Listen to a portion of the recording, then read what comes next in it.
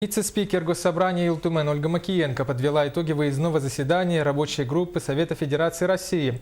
Крупное заседание с участием властей Якутии, народных депутатов и законодателей из ряда регионов страны, напомним, состоялось в Якутске 4 апреля.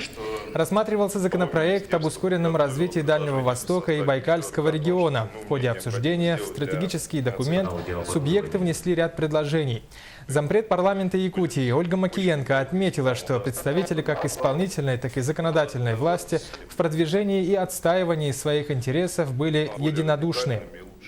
Самое главное для нас, что мы смогли за эти 2 дня все наши предложения, республиканские, предложения дальневосточные, да, объединить. Вот здесь мы выступили единым фронтом. Президент республики, парламент республики, да, по сути дела общественность, да, потому что с ней вместе. И, соответственно, эти предложения сегодня они были и в речи президента республики, они были и в речи спикера парламента. То есть мы выступили единым фронтом.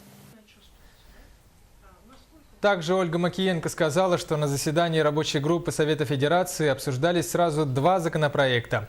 Первый проект закона, напомним, был разработан Минрегионразвития России, второй – дальневосточный, под руководством вице-спикера Совета Федерации России Вячеслава Штырова.